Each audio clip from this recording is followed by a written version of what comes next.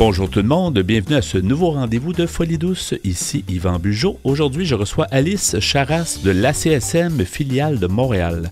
À l'espresso et à l'espresso allongé, Pierre Laporte amène son sujet. Votre ami est-il un véritable ami? Notre collaboratrice Catherine Stassin est aussi des nôtres. Sa chronique « Accepter sa condition mentale pour aller de l'avant ». Bienvenue à Folie douce.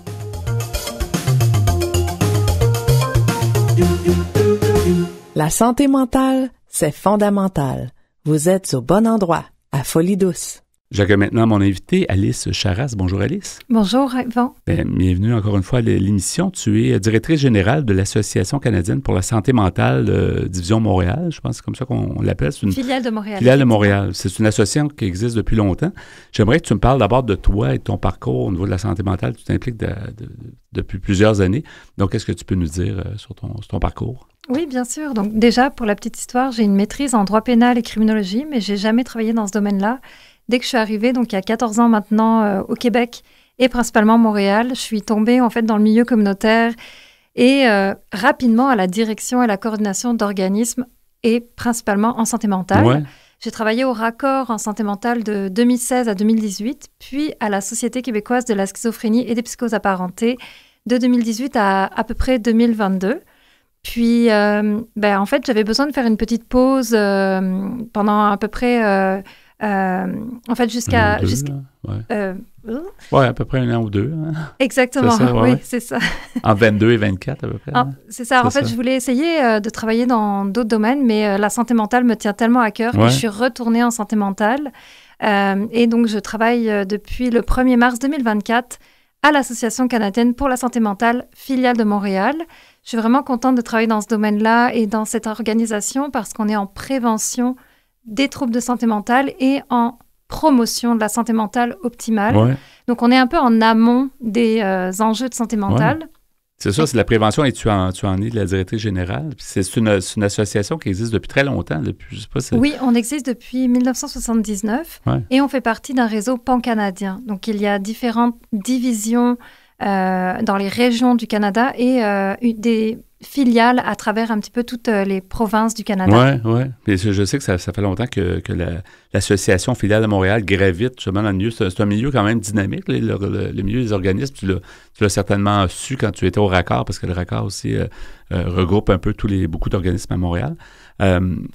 Qu'est-ce que tu peux nous dire sur la CSM? On va y aller au cours, là, dans l'Association canadienne pour la santé mentale, filiale de Montréal.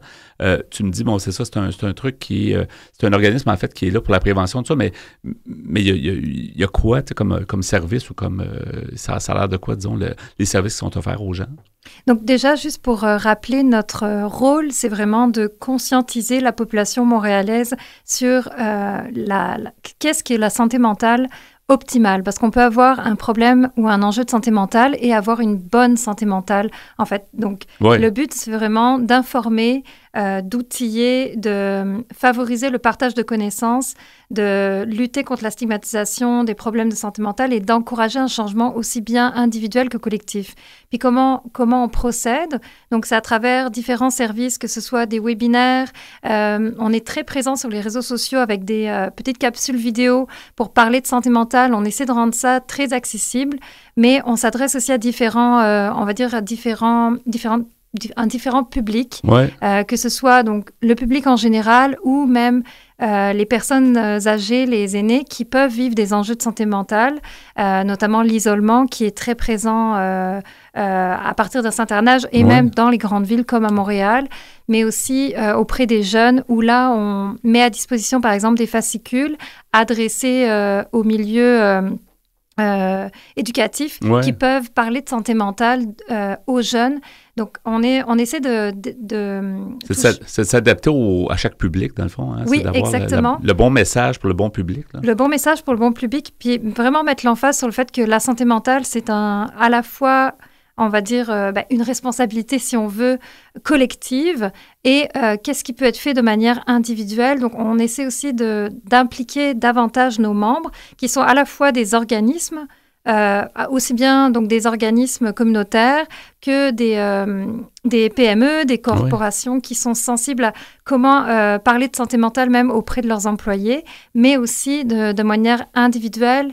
On offre aussi des services donc vraiment adressés directement aux personnes âgées, comment elles peuvent mettre en place des outils, des façons de faire en fait pour sortir de l'isolement et être un peu plus en fait contribuer à une meilleure santé mentale. Oui, c'est souvent, ça passe souvent par là, parce que les gens sont isolés, ils ne savent pas à qui parler. Donc, juste d'avoir déjà un réseau, d'être capable de communiquer ses besoins, de communiquer ses peurs, ses problématiques, c'est déjà bien, là. Exactement. Ouais. Est-ce que, à ta connaissance, tu es directrice générale depuis pas si longtemps, mais j'imagine qu'il y a une belle évolution au niveau de la CSM. Là, la CSM, moi, je vois les messages souvent, puis ça semble toujours bien... c'est toujours, on amène l'information, mais en même temps, c'est beau. Il y a quelque chose de bien enveloppé. C'est important aussi la façon de faire. J'imagine qu'il y a une évolution pour s'adapter encore plus. Tu parlais des différents publics, mais effectivement, avec l'historique que vous avez, c'est quand même long là, comme organisme. Oui, effectivement, à l'Association canadienne pour la santé mentale, filiale de Montréal, le but, c'est de s'adapter au changement. Ça fait partie aussi de nos valeurs, donc de ne pas rester statique et de voir en fait comment parler de santé mentale, mais avec aussi, on va dire, la réalité contemporaine. Il faut savoir aussi qu'on est quand même plusieurs organisations, plusieurs maintenant entités à parler de santé mentale et dans notre organisation, en fait, c'est toujours comment on peut, dans un écosystème assez diversifié, continuer de parler de santé mentale et voire même encourager nos partenaires et être plutôt dans la collaboration qu'autrement, en fait, que la division. Notre but, c'est vraiment comment on peut parler de santé mentale parce qu'on sait qu'il y a une diversité de personnes, donc diversité de moyens aussi pour aborder ce sujet-là.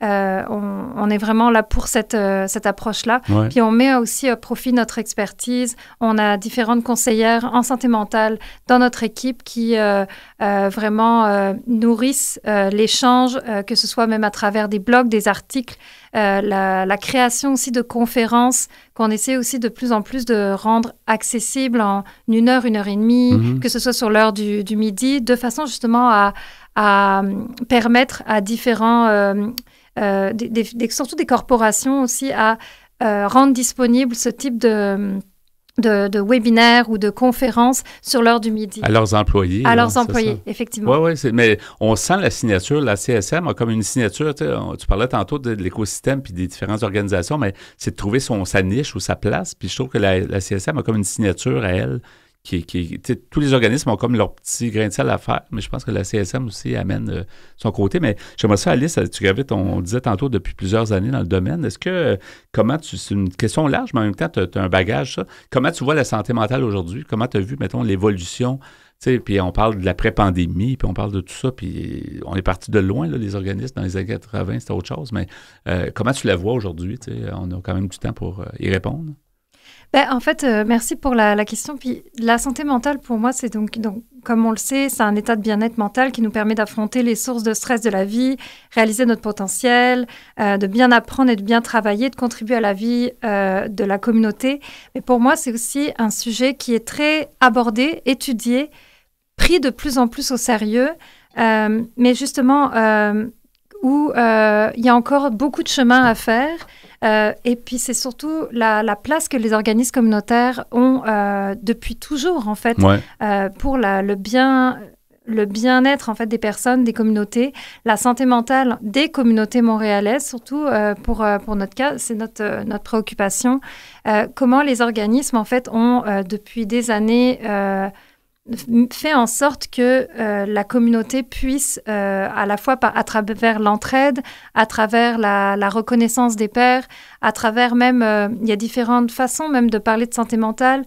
Je donnerai comme exemple, je suis moi-même en fait formatrice au centre d'apprentissage et centre d'apprentissage santé et rétablissement, où on aborde la santé mentale de façon assez unique parce qu'on met En fait, on met à contribution. Ouais. Exactement, que ce soit le savoir expérientiel, le savoir théorique ou le savoir clinique. Et d'ailleurs, la CSM filiale de Montréal a toujours encouragé ce type aussi d'apprentissage. Comment on peut apprendre sur une thématique en santé mentale en mettant de l'avant des savoirs justement variés. On parle beaucoup de proches aidants, on parle beaucoup de pères aidants, donc on aborde en fait les mêmes sujets que nos partenaires, mais de manière un peu différente, mais toujours justement de manière très inclusive. Oui, c'est une façon différente de faire une formation. On n'est pas habitué à ça. On a souvent la formation, qu'on parle d'université, de cégep, peu importe, il y a des formations, c'est plus, le professeur amène quelque chose, mais ce que le Recovery Center, en fait, définitivement, c'est le Recovery College. Le Recovery College qui a amené ça quand même depuis quelques années. Ça amène une nouvelle façon de faire, mais c'est intéressant que tu y participes, c'est bien. Si on vient à la CSM, filiale de Montréal, quels sont les projets futurs? Parce que tu es nouvelle directrice, mais j'imagine que tu as aussi ton grain de sel à apporter parce que tu as un bagage, puis tous les gens qui ont été, les directrices qui étaient là avant ou les gens qui étaient en place, ben ils ont amené quelque chose, ils ont fait évoluer l'organisation. Mais comment tu vois, mettons, l'avenir avec ton implication chez la CSM?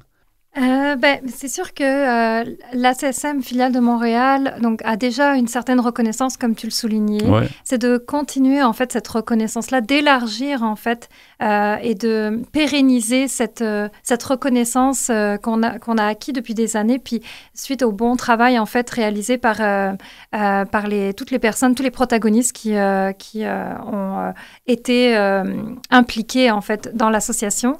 Et c'est de voir comment on peut continuer d'aborder la santé mentale, même sur des aspects qui n'ont pas été trop, on va dire, abordés par d'autres partenaires. Parce que le but, c'est vraiment d'être complémentaire à nos autres partenaires, et notamment via les saines habitudes de vie.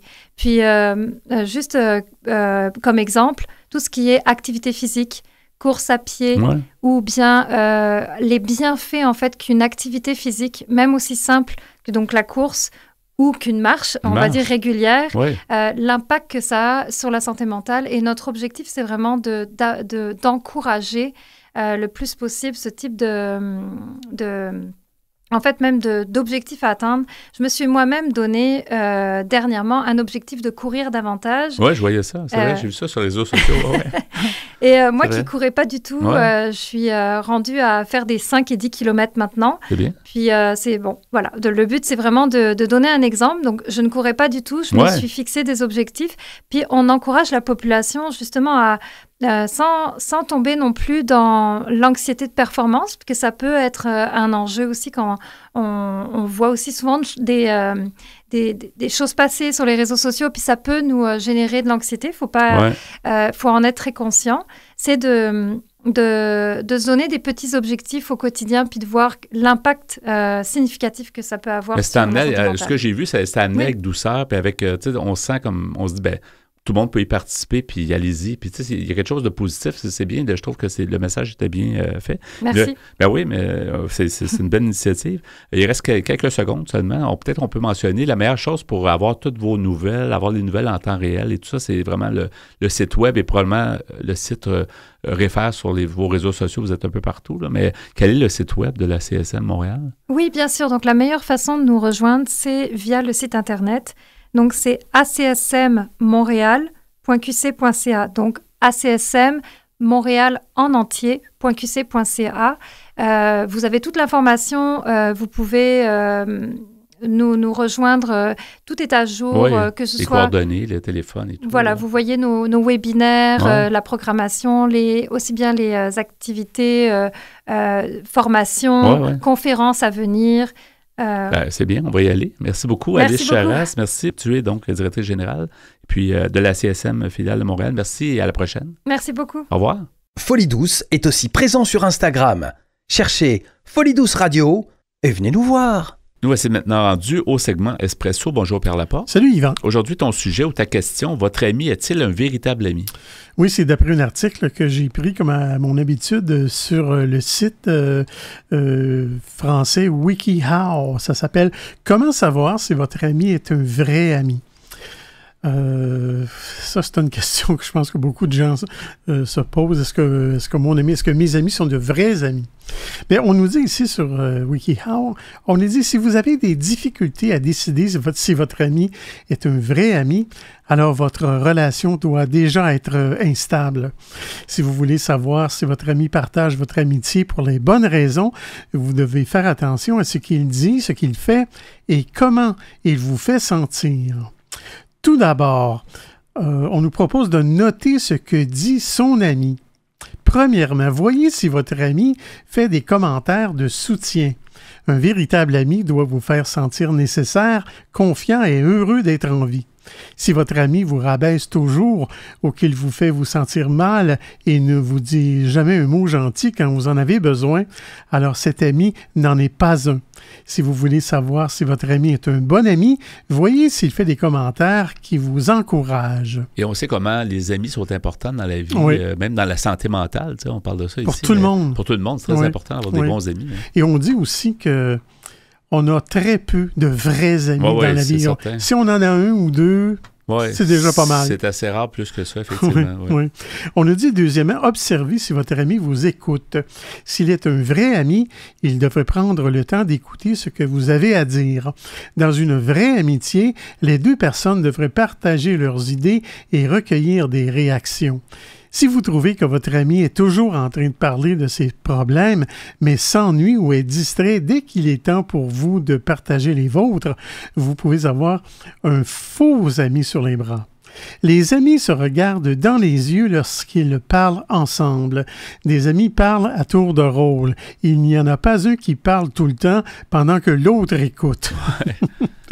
Oui, ça peut être désagréable, ça. Il y a peut-être des fois des différents caractères. Il y en a qui sont plus à l'écoute, mais d'autres, ça se peut. Là, c'est vrai. Mais je comprends ce qu'il veut dire. Ouais. Troisièmement, on nous dit, voyez s'il communique avec vous. La communication est essentielle dans toute relation, surtout en amitié. Si vous et votre ami êtes sur la même longueur d'onde, alors vous devriez être ouvert au sujet et vos pensées et sentiments et maintenir un niveau de dialogue honnête et ouvert. Un ami se préoccupe pour vous. Il peut s'agir de petites choses comme « tu n'as pas l'air dans ton assiette aujourd'hui ». Quand les choses se compliquent, les vrais amis ne tournent pas autour du pot. Ils ont des conversations honnêtes et font preuve de maturité tout en allant droit au but. Quatrièmement, demandez-vous s'il est honnête. L'honnêteté est l'un des piliers de l'édifice que constitue l'amitié. S'il est honnête avec vous, c'est un excellent signe. Si par contre, il ment même sur de petites choses, il ne s'agit probablement pas d'une amitié réelle. Et cinquièmement, voyez s'il aime un peu trop les commérages. Si votre soi-disant ami est un grand bavard, il est probable que votre ami fasse des commérages sur vous quand vous n'êtes pas là. Bien que tout le monde aime quelques potins juteux à l'occasion, si vous sentez que votre ami a toujours des ragots sur quelqu'un ou ne raconte que de mauvaises choses, il y a des chances que votre ami, entre guillemets, en fasse de même à propos de vous dès que vous avez le dos tourné. Voici quelques façons de savoir si les commérages de votre ami sont hors de contrôle. Alors, notez ce que son ami fait. Premièrement, observez si votre ami prend du temps pour vous. Un véritable ami va prendre du temps pour vous, peu importe pourquoi.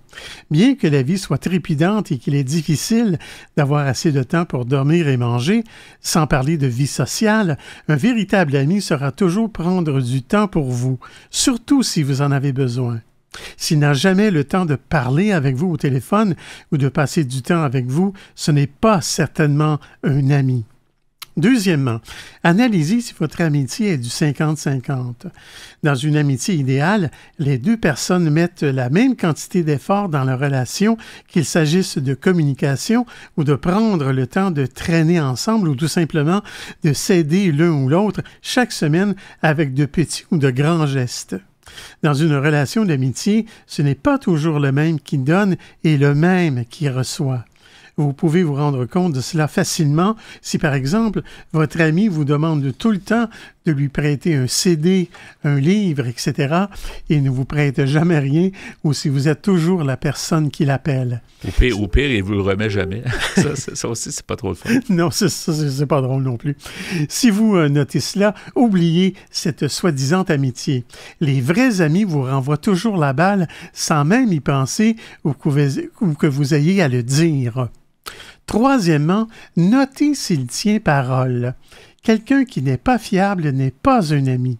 S'il ne semble jamais faire ce qu'il dit qu'il va faire, ou vous laisse en plan et oublie les projets que vous avez faits, vous avez quelqu'un qui n'est pas fiable sur les bras.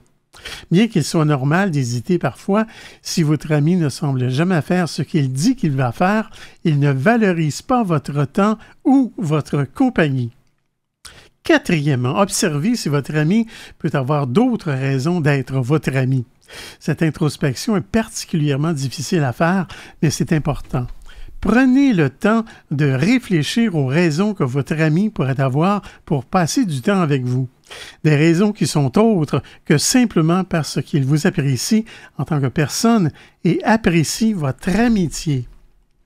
Et cinquièmement, observez s'il attend du soutien.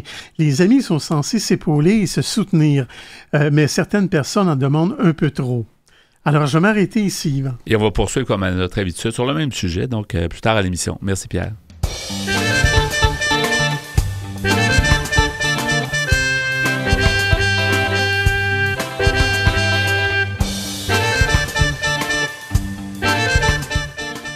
À venir dans l'émission, Catherine Stassin propose sa chronique « Accepter sa condition mentale pour aller de l'avant ». À l'Espresso allongé, Pierre Laporte poursuit avec sa question « Votre ami est-il un véritable ami ?» Vous voulez échanger avec nous, vous désirez participer à l'émission? Notre site web est antenne.qc.ca. Utilisateur des réseaux sociaux, cherchez Folie Douce Radio pour nous trouver. Vous écoutez actuellement Folie Douce, pionnier en santé mentale depuis 1991. Folie Douce, une communauté, une radio.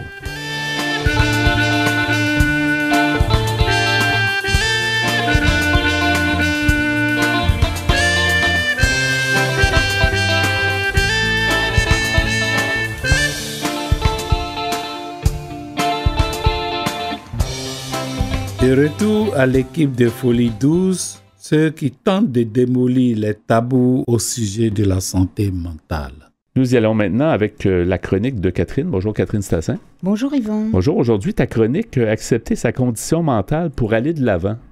C'est un souhait, mais en même temps, c'est peut-être une bonne chose à faire. C'est ce qu'on va apprendre avec toi. Là. C'est une bonne chose qu'on peut essayer de faire. On peut essayer de faire, mais c'est ça. C'est sûr qu'on va en discuter. J'ai une couple d'idées là-dessus, mais j'aimerais bien voir comment tu amènes le sujet, finalement. D'accord. Mais en fait, qu'on soit atteint ou non d'une maladie mentale, la condition mentale du moment, elle n'est pas toujours facile à vivre. Ouais. Ou bien, en tout cas, on peut... Des fois, on veut essayer de l'oublier, mais c'est pas un cadeau qu'on se fait non plus d'oublier la condition mentale dans laquelle on est, parce que bon, ça peut faire boule de neige et ça peut mal se passer par après. Donc en fait, c'est important d'essayer, en tout cas. Essayer. Ça nous a souvent été rapporté, ça, c'est le début du rétablissement, quand tu acceptes, pas qu'on est défaitiste sur la situation, mais on l'accepte dans le sens qu'on va trouver des solutions, on va essayer de s'améliorer, là, c'est un peu ça. Oui, je crois que c'est un fait médical valable pour une maladie qui serait différente d'une maladie mentale et aussi pour un handicap, etc. Ouais. Il faut vraiment accepter le diagnostic. Ouais, moi, ce qui m'est venu à l'esprit, si tu permets, Catherine, oui. Ce qui m'est venu à l'esprit, je me suis dit, dans les livres, dans les faits, dans la théorie, tout est beau, la santé mentale, oui, on devrait l'accepter, mais quand la personne le vit, elle n'a jamais vécu ça, c'est sûr qu'il y a quelque chose qui se passe, il y a quelque chose qui se dit, on l'a eu souvent dans des témoignages, les gens se disent, je me disais, je vais devenir fou, il y a une panique qui s'empare de nous, c'est pas toujours évident de l'accepter, sa condition, peut-être ça se fait sur le long terme, mais sur le coup, personne ne veut avoir de problématiques de santé mentale. On aimerait mieux pas faire d'émission là-dessus, puis que ça n'existe pas, mais dans la vie, il y a des problématiques de santé mentale. Exactement, comme personne ne veut avoir le diabète Non, ou c'est le ça. cancer ou une jambe cassée. Personne Mais on a ne deux souhaite choix, ça. tu sais, on a le choix de l'accepter ou de ne pas l'accepter, puis ça ne veut pas dire, C'est comme ça. je disais tantôt, de défaitiste sur la question, là. Non, pas du tout. Parce que justement, on va voir qu'en acceptant le diagnostic, c'est vraiment la première étape, on peut aller de l'avant. Ouais. À partir du moment où on va accepter ce diagnostic, on va pouvoir aménager notre vie et aussi s'accepter soi-même, notre nouvelle personne. Si on n'accepte pas la personne qu'on est devenue ou la personne en devenir, même si c'est quelque chose de temporaire comme maladie mentale, une dépression passagère ou autre chose, c'est important de l'accepter pour pouvoir agir en fonction. Sinon, on va être dans le déni. On risque de provoquer des catastrophes pour soi-même parce qu'on ne va pas agir en conséquence. On va nier le fait qu'on n'est pas bien et du coup, on va peut-être continuer à prendre des décisions qui ne sont pas bonnes pour nous. Ouais. On va peut-être se mettre dans le trouble au travail ou Dieu sait quoi en agissant de manière pas toujours adéquate. Donc, c'est vrai que la première chose à faire, c'est vraiment dans cette démarche de s'accepter, d'accepter en tout cas la condition mentale, quelle qu'elle soit. Et je le redis, qu'on ait une maladie ou pas, c'est accepter qu'on est peut-être dans une condition mentale un petit peu différente que d'habitude. Et je donne un petit exemple. Si on est par exemple, en dépression, on a des réunions familiales, ça arrive à tout le monde d'avoir des réunions de famille ou entre amis, etc. On se sent un petit peu en retrait, on ne se sent pas toujours dans le mood ou vraiment dans la même attitude que les autres, etc. C'est pas un problème. Si on accepte ce qu'on a, on peut très bien un petit peu se mettre sur le côté. Pourquoi pas? Le mieux, évidemment, c'est de communiquer idéalement avec les autres. Ouais. Si ce sont des amis ou de la famille chère, on va oser dire, voilà, je traverse un moment difficile maintenant, etc. Je viens parce que j'ai envie de vous voir, mais je n'ai pas envie de discuter, je mets dans le petit coin, vous inquiétez pas. Donc, agir et poser ses limites. Et peut-être en l'acceptant, ça permet ça, justement, d'être capable d'être plus ouvert. Parce que, tu sais, si on ne l'accepte pas soi-même, j'imagine qu'on veut le cacher aux autres. Fait que, tu sais, ça va juste aider à que les autres nous comprennent. Si on se sent un petit peu à l'écart, puis les gens vont peut-être dire, ben effectivement, on comprend sa situation. Oui. Là. On serait étonné, on va avoir de la compassion, on va avoir de l'empathie de la part des personnes qui nous sont chères. Je ne dis pas des personnes un peu plus lointaines. À la limite, on ne devrait pas trop les considérer non plus dans de telles conditions. Mais je pense que aussi ça évite l'isolement, parce que si on se pose 38 questions, qu'on n'accepte pas sa condition, on va peut-être s'isoler. Hein. Pas tout le monde, mais on risque de s'isoler. Et donc, c'est important. Je prends un autre exemple où, en effet, on se sent différent des autres si on a un petit peu d'anxiété sociale. Disons ça. Il y a beaucoup de gens qui ont fait, suite à la pandémie, de l'anxiété sociale. Et qu'il avait peut-être avant aussi. Qu'il avait peut-être, mais ça a déclenché encore plus. Il y a beaucoup de gens qui étaient bien dans la pandémie. Ça a été pour vrai, parce qu'ils ne se sentaient pas obligés d'aller dans des endroits qu'ils ne voulaient pas aller. Il y avait déjà ils avaient une bonne excuse. C'était fabuleux pour ces personnes-là, tout à fait. C'est presque une délivrance pour certains. Pour certains. Puis c'est correct. C'est pas des gens qui avaient des pathologies, c'est juste des gens qui ne se sentent pas bien, des fois, socialement, tant que ça. Et tant mieux pour eux. Mais pour les autres qui souffrent de cette anxiété sociale, et qui donc n'arrivent pas à voir du monde ou veulent voir du monde, mais ont des difficultés à respecter leurs engagements. Quand ils disent « je vais au concert », ils n'y vont pas, ou un engagement, une activité avec la famille ou autre. Le mieux, c'est évidemment de partager ce qu'on vit, mais on peut surtout se dire « bon, ben, je ne veux pas aller au parc faire admettons, aller une activité sportive en plein parc, etc. Mais je peux peut-être aller me mettre sur un banc dans un parc et juste regarder le monde ou quelque chose comme ça. » Donc, on se respecte, on y va pas à pas, on ne se force pas non plus. Et bien entendu, l'autre étape, c'est aller chercher de l'aide, aller chercher des ressources, parce qu'à un moment donné, on veut, la condition mentale qu'on a, on veut quelque part utiliser, entre guillemets, cette condition pour devenir une meilleure personne, parce qu'on n'a pas le choix, pour quelque part. Donc, on vit cette condition et on passe à un autre stade, dans le fond, et il faut aller chercher de l'aide pour les gens qui sentent que c'est vraiment très important dans leur vie, ou leur routine change, etc. Donc, les ressources, surtout quand on sent qu'on n'a plus la même estime de soi. parce qu'on a justement un diagnostic, etc. Mais le diagnostic, dites-vous bien que ça ne change pas qui vous êtes profondément, ça ne change pas que vous ayez autant de valeur que n'importe qui n'a pas une maladie mentale ou qui a une maladie vraiment typiquement, qui s'est cassé la jambe ou qui a un cancer. Donc vous avez autant de valeur. Il ne faut pas se déprécier. Et pour ça, c'est difficile, évidemment. Il faut entretenir cette estime de soi parce que les médias, encore quelquefois, et certaines personnes pas éduquées à ce sujet-là, vont un petit peu dénigrer, être condescendants avec les maladies mentales ou juste une condition mentale un peu plus faible que d'habitude.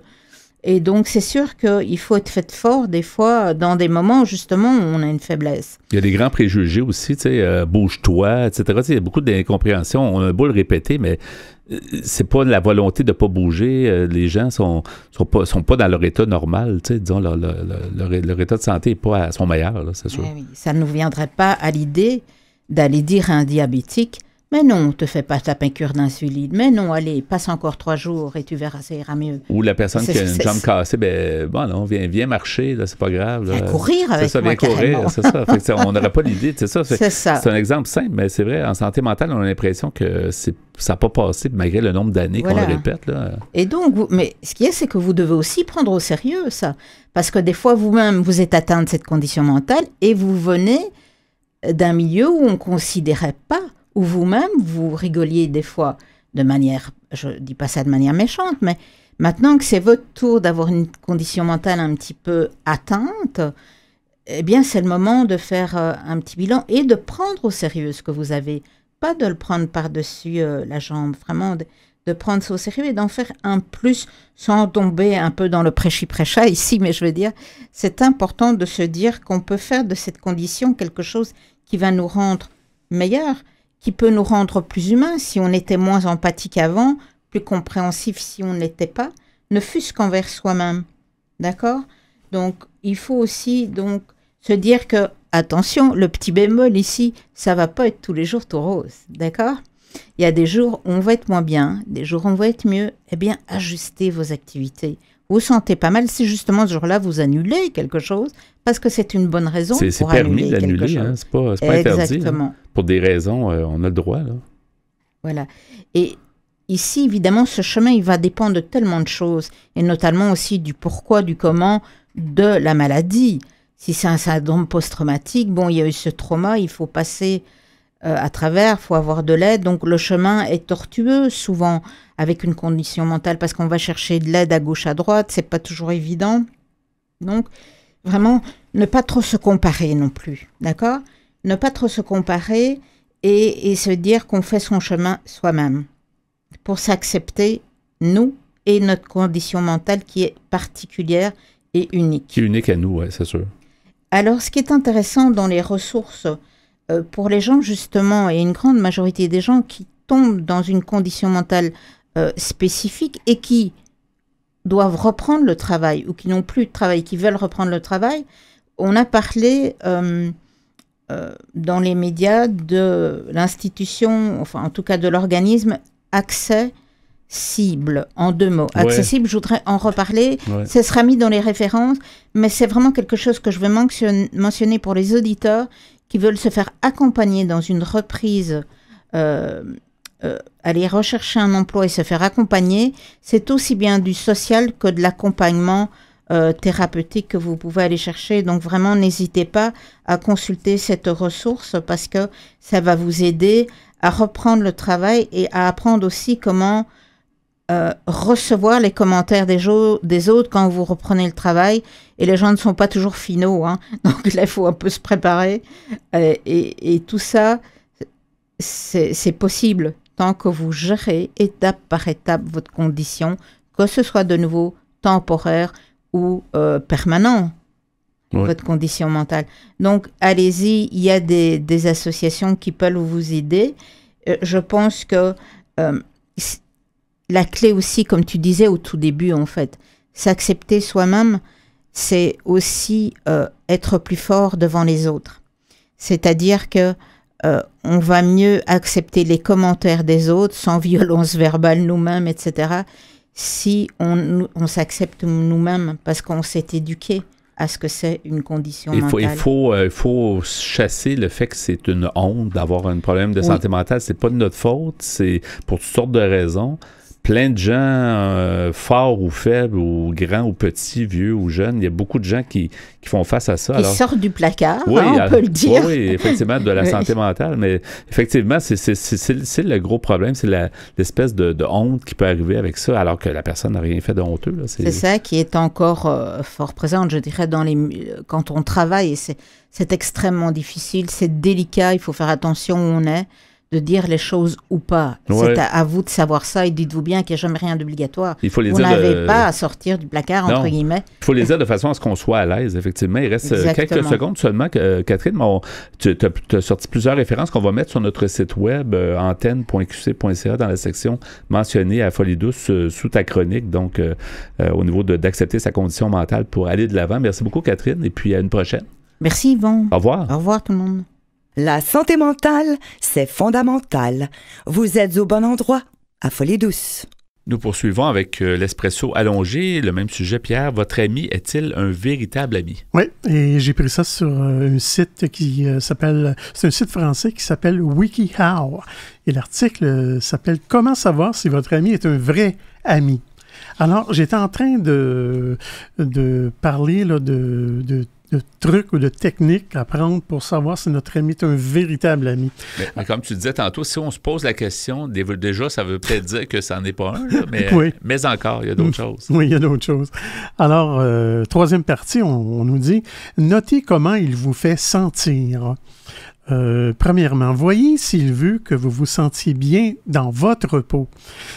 Votre ami doit être là pour vous, peu importe pourquoi, et devrait donc vous faire sentir mieux au sujet de qui vous êtes et des décisions que vous prenez.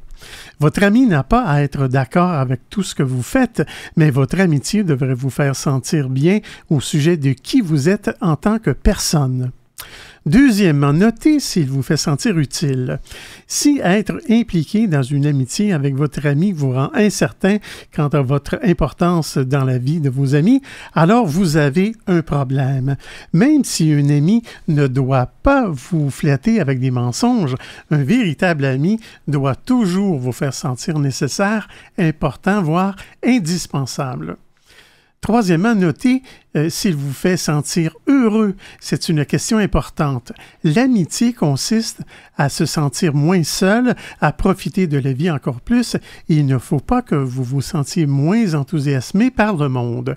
Si vous êtes en réalité moins heureux de sortir avec vos amis quand vous êtes seul, vous avez un problème. Quatrièmement, suivez votre instinct.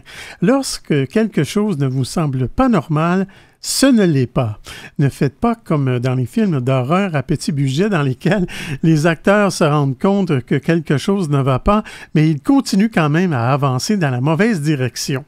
Souvent dans des cimetières. Tu as remarqué, Yvan, dans les films de vampires, là, on dit que les gens aiment beaucoup se diriger dans... Les gens continuent à entrer au cimetière plutôt que d'en sortir. En pleine nuit, à part de ça. C'est ça. Alors, on nous dit, si vous sentez que votre ami ne vous aime pas, ne vous aide pas, ne vous appuie pas, ou que vous ne pouvez pas avoir une totale confiance en lui, ce n'est pas votre ami. Il est particulièrement difficile de trouver un véritable ami, mais ne côtoyez jamais de gens uniquement pour ne pas vous sentir seul. C'est vrai, peut-être qu'avoir des mauvais amis, on est mieux d'être seul. On est mieux d'être seul que mal accompagné, on va dire. Ouais. C'est ça. Alors, on nous dit, on nous donne quelques conseils. Premièrement, les vrais amis ne vous mentiront pas. Deuxièmement, ne pesez pas le pour et le contre. Un véritable ami ne doit pas faire des choses comme parler dans votre dos ou vous voler des choses ou vous mentir, peu importe à quel point il paraît génial. Troisièmement, les vrais amis vont essayer de vous inclure dans tout. Quatrièmement, un vrai ami vous accepte tel que vous êtes. Cinquièmement, l'amitié, comme beaucoup de choses, a des degrés. L'amitié réelle demande un degré élevé d'engagement de la part de deux personnes. De nombreuses personnes ne peuvent pas ou ne veulent pas rendre l'appareil de ce genre de confiance sans vous trahir. Sixièmement, ne tuez pas une bonne amitié car elle ne peut pas être parfaite. 7. Souvenez-vous, vous ne serez pas en mesure de garder de véritables amis si vous avez l'habitude de trahir les autres. 5e, si votre ami est un vrai ami, il ne sera pas jaloux si vous fréquentez quelqu'un d'autre. C'est vrai que des fois qu'il y a des amis jaloux, des fois pour rien, je trouve. Oui, c'est sûr. 6e, les véritables amis sont toujours là pour vous. 7e, s'il parle toujours à d'autres, mais jamais à vous, sauf si vous lui adressez la parole, ce n'est pas un ami. 8e, un ami vous appuiera dans toutes les situations et vous serez toujours là pour le soutenir quand il en a besoin. Et en terminant, on nous donne des avertissements. Premièrement, ne mentez pas à vos amis parce que si vous leur mentez, ils vous mentiront probablement en retour ou pire, ils peuvent vous rejeter en tant qu'amis si vous êtes malhonnête à propos de choses très importantes et qu'ils vous attrapent en train de leur mentir. Si vous avez à faire quelque chose de radical, dites-leur la vérité. Deuxièmement, ne vous mentez pas à vous-même en ce qui concerne l'amitié avec quelqu'un qui ne ressent pas la même chose que vous. Au bout du compte, vous n'arrivez qu'à vous faire du mal à vous. Troisièmement, ne questionnez pas brutalement votre ami en permanence. Vous pourriez faire plus de mal que de bien, surtout si votre amitié est authentique. Et dernier point, quatrièmement, si votre amitié ne fonctionne pas, n'essayez pas de l'améliorer. Si vous pensez qu'un ami abuse de vous et n'est pas vraiment votre ami, il ne le sera jamais. Mettez une fin à cette relation stérile et oubliez la personne. Et il ne faut pas que ça soit forcé, tu sais, la vraie amitié, là, tu sais, dans le fond, il faut que ça soit comme naturel, tu sais. On parlait tantôt de donner du temps, ces choses-là, mais il ne faut pas que ça soit un fardeau, il faut que ça soit comme, faut qu'on ait le goût de passer du temps avec ses amis. Oui, là, justement, oui. D'accord avec toi. On a une trentaine de secondes. Peux-tu rappeler le titre de l'article, s'il te plaît, Pierre, pour les gens qui voudraient lire ou voir les trucs, justement? L'article s'appelle « Comment savoir si votre ami est un vrai ami » et c'est sur le site français WikiHow. Mais merci pour ça et puis merci au prochain sujet. Merci. Vous aimeriez réentendre nos émissions, entrevues et chroniques via YouTube? Pas de problème. Pour y accéder, visitez notre site web antenne.qc.ca. antenne.qc.ca. Alors, avant de terminer ce rendez-vous, Pierre, je te remercie pour ton travail en régie, comme à chaque semaine. Bienvenue, mon cher. Ainsi que je te remercie aussi pour ton sujet, à l'espresso et à l'espresso allongé. Ta question était, votre ami est-il un véritable ami? Une bonne question à se poser. Une bonne question à se poser. Notre invitée en début d'émission, Alice Charras, nous a mieux fait connaître l'ACSM filiale de Montréal et notre collaboratrice Catherine Stassin nous a proposé son sujet, accepter sa condition mentale pour aller de l'avant. C'était donc Folie douce cette semaine. C'est Yvan Bugeaud à l'animation. Bonne semaine à tous et à la prochaine. Au revoir.